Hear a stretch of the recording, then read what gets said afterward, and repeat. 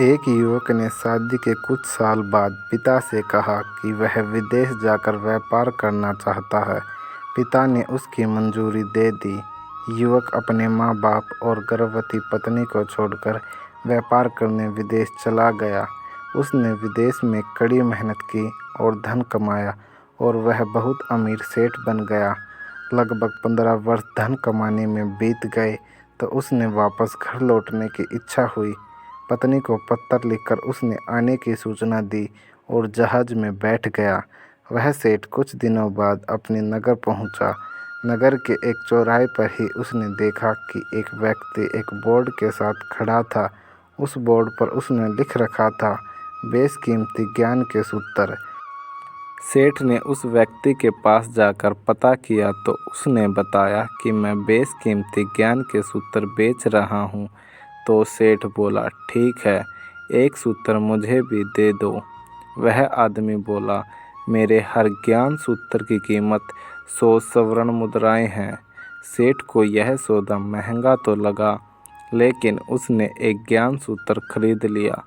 उस व्यक्ति ने सेठ को ज्ञान का सूत्र दिया, कोई भी कार्य करने से पहले 2 मिनट रुक कर सोच लेना। सेठ ने वह सूत्र अपनी डायरी में लिख लिया। सेठ को अपने घर पहुंचते पहुंचते रात हो गई। सेठ ने सोचा, इतने सालों बाद लौटा हूं तो क्यों न सीधे पत्नी के पास पहुंचकर उसे सरप्राइज दूं।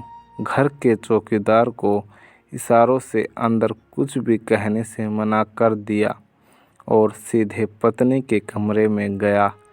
वहां का नज़ारा देखकर वह चौंक गया। उसने देखा कि उसकी पत्नी के साथ एक युवक सोया हुआ था। यह देखकर सेठ गुस्से से आग बबूला हो गया। वह सोचने लगा कि मैं परदेश में उसकी चिंता कर रहा था और यह यहाँ अन्य पुरुष के साथ सो रही है।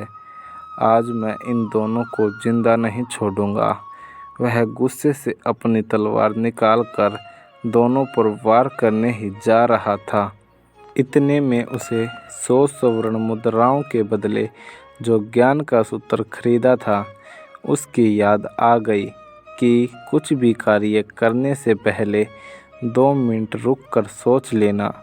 वह 2 मिनट सोचने के लिए रुका। उसने तलवार वापस पीछे हटाई, लेकिन वो किसी बर्तन से टकरा गई। बर्तन के गिरने की आवाज़ से पत्नी की नींद खुल गई। आँख खोलते ही उसने अपने सामने अपने पति को देखा तो वह बहुत खुश हो गई और बोली, आपके बिना जीवन सूना सूना था। इंतज़ार में इतने वर्ष कैसे निकल गए यह मैं ही जानती हूँ।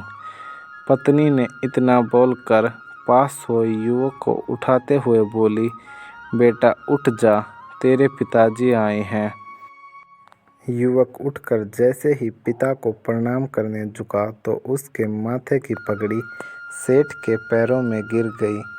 उसके लंबे लंबे बाल बिखर गए।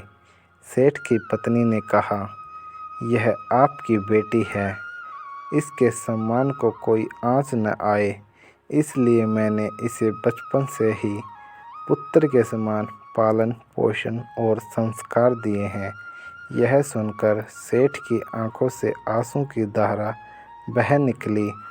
उसने पत्नी और बेटी को गले से लगा लिया और सोचने लगा, यदि आज मैंने उस ज्ञान सूत्र पर अमल नहीं किया होता तो आवेश में आकर कितना अनर्थ हो जाता। मेरे हाथों से मेरा ही निर्दोष परिवार खत्म हो जाता। दोस्तों, इस कहानी से यह शिक्षा मिलती है कि जल्दबाजी में आकर कोई भी निर्णय न ले, क्योंकि जब हम आवेश में होते हैं तो हमें अच्छे बुरे का ख्याल नहीं रहता। इसलिए गुस्सा होने की स्थिति में कोई भी निर्णय न ले। कुछ देर रुके और दिमाग ठंडा होने दें और फिर से सोचें कि यह सही है या गलत है।